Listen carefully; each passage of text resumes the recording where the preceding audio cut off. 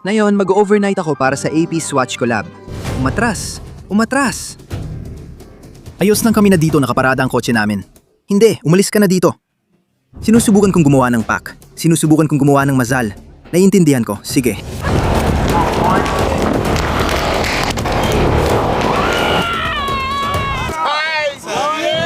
Literal na naipit lang kami sa pagitan ng mga tao ng halos isang oras na tuloy-tuloy. Wala ako ideya kung paano na mangyayari ito ngayon. Dalawang kumpanyong Relo, Artemars, Padgett at Swatch nag-collab. Isa ito sa pinakausap-usapang collab ngayon at gustong-gusto ng mga tao ang mga ito. Kahit ako, gusto ko ng isa sa mga pocket watch na ito. At ito ay isang pocket watch. Kahit sabihing ire-restock ng AP at Swatch sa tindahan nila, kapag maraming atensyon, madali itong makakit ng tao, kolektor, reseller, o kahit sino. At bakit ka magbabayad ng $3,000? $3,000 para sa Relo. Kung makukuha mo naman ito sa $400, $400, kaya kalimutan ng pagbabayad ng resale price. Gagawin kong misyon na makakuha ng isa sa mga ito. Pero para makakuha ng item na ganito ka pinagkakaguluhan, kailangan ng plano at diskarte. Kaya pumunta ako sa mall para maghanap ng impormasyon at alamin ang sitwasyon. Nagulat ako na wala akong nakitang nag-overnight para sa relo na ito. Nagduda tuloy ako kung totoo ang hype. Wala talagang nag-overnight. Gusto kong makita kung gaano kalapit ang Swatch store, kaya pumasok ako. Pero pumasok ako sa loob ng mall at sinubukan kong alamin kung saan ang pinakamalapit na mga pinto papunta sa Swatch store. Kasi sa totoo lang, malaki talaga ang mall na ito. Nang makita kong maraming tao sa paligid ng tindahan, naramdaman kong magiging hype ito, gaya ng inaasahan ko. Sa wakas, nakarating na ako. Ang astig talaga nila. Sobrang astig talaga nila. Isusuot mo ba to? Ako ba? Oo. Ako? Oo, susuotin ko yan. Pero saan mo isasabit yon? Saan ko isasabit? Hindi ko isasabit. Ang gagawin ko, ilalagay ko lang yan sa bag ko bilang palamuti. Kasi palamuti lang naman talaga yon. Sa huli, gusto ko ng totoong AP. Kaya yon ang goal. Totoong AP yon. Swatch AP lang yan. Totoong AP yan. Alam kong pareho lang tayo ng mekanismo. Pero ang ibig kong sabihin, kailangan bilhin lahat ng gamit para mapasama ka sa listahan. Pag nakuha mo na, AP at Plain Jane, lalo na. Plain Jane, lalo na. Kaya pumasok ako sa loob ng tindahan para kausapin ng ilang empleyado at subukan makakuha ng kaunting impormasyon para malaman kung anong nangyayari. Alam mo ba kung ilan ang meron kayo? Ibig kong sabihin, ito lang ba yung mga nandito sa taas? O paano? Sigurado may darating pang iba, wala pa sila ngayon. Sige, pero plano nilang hindi gawin masyadong limitado ang release. Kaya kapag may mga taong pipilao, Narinig ko na nagbubukas sa mall mga bandang alas 5 hanggang alas 7 ng umaga. may lugar ba na pinipilahan ng mga tao? Magiging magulo ba? Parang sa New York, may mga pumipila na. Noong una, mukhang magulo ang sitwasyon. Akala ko, hilahan ko lang ng ibang opinyon kaya nilapitan ko ang security ng mall. Bukas ba ito ng alas 7? Alas 7 para sa mga maagang pinapapasok sa mall? Oo. Tungkol sa Swatch? Oo. Siya yung babae. Baka hindi sila pumila dito sa tindahan na ito. Ano po ba ang mga patakaran tungkol sa pagpapalipas ng gabi rito dito? Hindi pwede. Hindi nila pinapayagan ng mga tao na mag-camp out o magpalipas ng gabi. Nasa mall tayo. So paano kung dumating ako ng mga alas 4 ng umaga? Maaring maging problema yon. Paano kung may dumating na alas 4 ng umaga? Problema rin yon. Tama nga ako. Magulo talaga ang lahat. Ang tanging malinaw na patakaran ay bawal ang kahit sino sa mall bago alas 6 ng umaga. Pakiramdam ko, parang nagsasolve ako ng misteryo. Nakakuha ko lang ng mahalagang impormasyon. Itong mga pintuan ang unang magbubukas at dito pipila ang mga tao. Sana nandoon ako sa kabila ng mall. Nakausap ko ang ilang mukhang may otoridad, pero iba-iba ang sinasabi nila.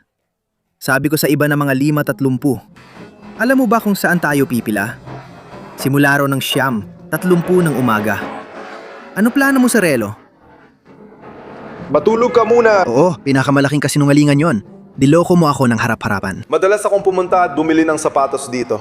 Hindi rin nila tayo papayagan. Mahigpit sila. Parang, Grabe, sobrang higpit ng security sa lahat. Akala namin magpapalipas ng gabi rito, pero mukhang hindi. iniisip ko pa rin kung paano namin ayusin ng mga kaibigan ko ang plano. Pero parang walang paraan. Kung sabihin naming naglakad lang kami, hindi naman nila kami pipilitin sumakay ng kotse at umalis. Saan ka dapat maglakad pabalik? Saan maglakad pabalik? Sa bangketa. Doon namin naisip, pwede pala kami magtayo ng sarili namin linya dito. Gusto ko yan. Gusto ko yan. Magsisimula tayo ng sarili nating linya dito mismo. Wala na tayo sa loob ng mall. Pag-aari na ito ng lungsod. So ikaw ang magiging una sa pila? Oo, ako ang una sa pila. Tayo ang una sa pila? Tayo ang una, pangalawa, pangatlo. Hindi ko alam kung gusto mo ng una. Mula doon, oras ng kumbinsihin ng iba. Gumagawa kami ng linya, grupo at alyansya. Kung gagawa tayo ng alyansa at tayo ang una sa pila, sinusubukan kong bumuo ng grupo o mazal. Naiintindihan ko, gets mo? Para itong survivor, umaandar na instinct ko. Makukuha natin sila. Sige, itong mga bagong tao na pumipila para sumali sa linya natin, okay? Hahamunin nila tayo para makapasok sa linya. Alam mo yon? Kung tayo ang una sa linya, tayo rin ang unang grupo. Sa tingin ko, patas lang yon. Sa ganitong paraan, magkakaroon tayo ng relo.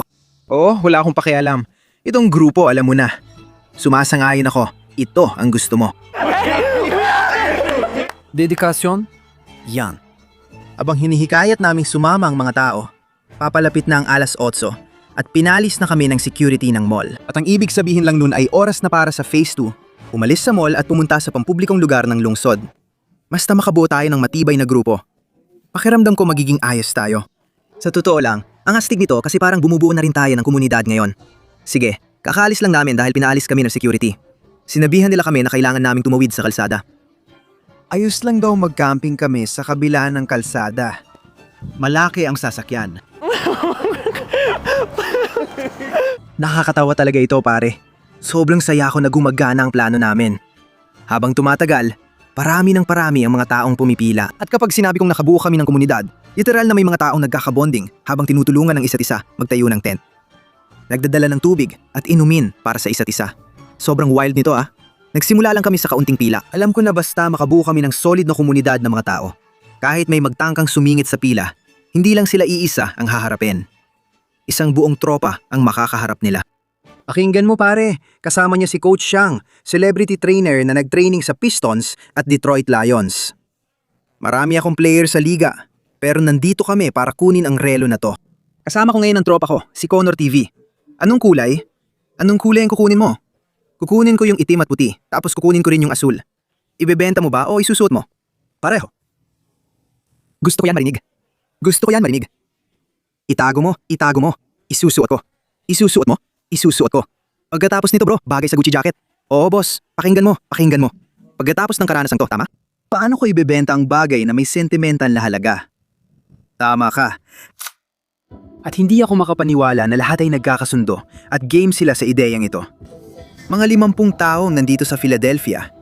Kung mga 50 kayo, ayos na. Sino nagbebenta kay Exy? Siya ang nagbebenta. Siya ang nagbebenta. Ayos. Ayos. Oh. Oh. Oh. Palaki ng palaki ang pila. Grabe to. Sige, hindi ko inasahan to. Dinala ng mga tropa ko ang PS5 generator, TV at lahat. Anong lalarin nyo? 2K kung ano man ang meron. Oo, kung ano man ang meron. Maglalaro ka ba ng Fortnite at magka-crank ng 90s? Di ko pa alam. Anong espesyal sa relo na yan? Swatch yan. Sinuot ko nung bata ako. Nandito kami mula alas 6. Magkano yan? 4 na $1 grab. Umalis ka na dyan. Kailangan ko nang pumasok dito pare. Ayos naman ang lahat hanggang sa... So, alas 12:30 na ngayon. Medyo nagiging magulo na. May mga gustong bumuo ng bagong grupo dito. Sabi ng tropa ko, nagpapalit siya ng phone. Sabi ng tropa ko, nagpapalit siya ng telepono. Nagpapalit siya ng telepono. Sabi niya, oras na para magpalit. Ano, sabi niya magpalit. Anong gagawin natin? Alam naman natin na darating ang panahon na may mga tao na magtatangkang gumawa ng sarili nilang pila. Kaya gumawa tayo ng sarili nating sistema ng pagnunumero. May listahan tayo ng lahat ng pangalan at sinubukan nating ayusin ang problemang ito bago pa lumala ang sitwasyon. Sinasabi ko na kailangan nating simulan ulit ang listahan at alamin kung ano ang nangyayari. At alam nyo na, hawak natin to. Alam ko kung saan. Nasaan na? Oy, Connor.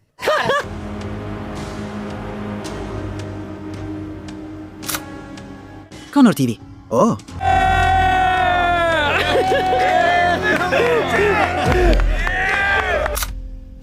Pagkalipas na alas 4 na umaga, nagulo na ang pila. Kaya nilapitan ko ang mga pulis para ipatupad ito. Pero direkta nila akong tinanggihan. At pagdating ko sa mall property, nakita ko na ang mga tao ay nag-uunahan na. Habang dumarami ang mga tao, lalo lang nagkakagulo, tapos na, wala na. Tapos na. Hoy. Nandito na ako simula alauna ng madaling araw. Hindi, nandito na ako simula alas 6. Nandito na ako simula alas 6. Nandito na ako simula alas 12. Ayokong marinig yan. Gawin mo na, gawin mo na. Bro, ayokong marinig yan.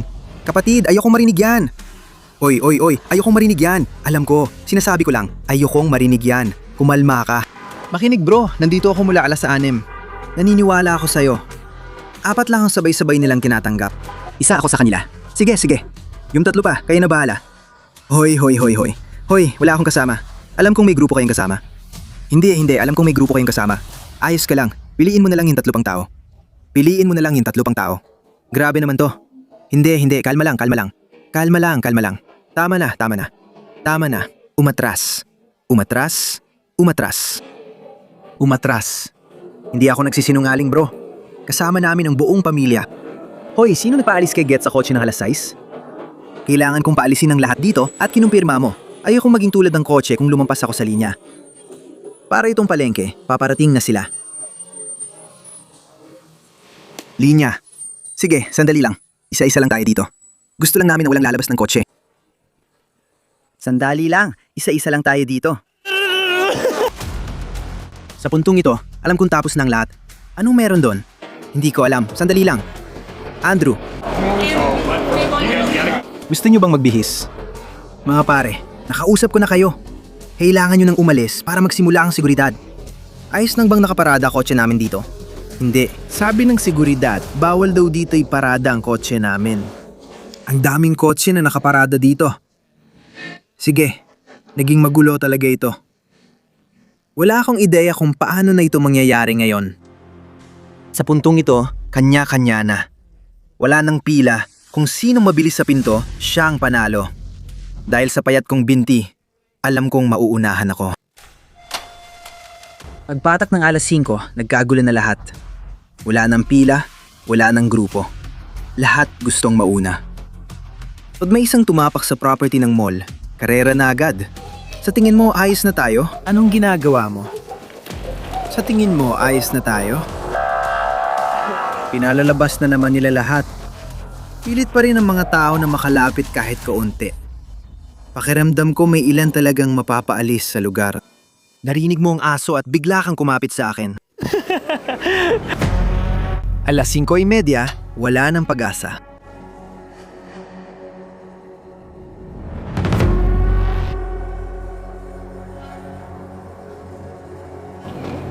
Nasa baba ng kotse niya.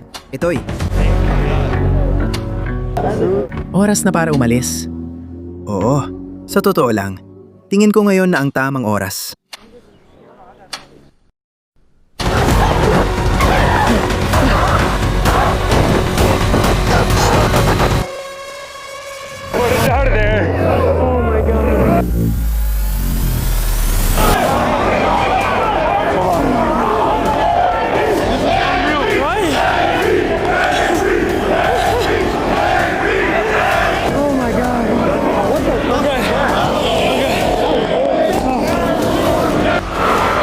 Diyos ko.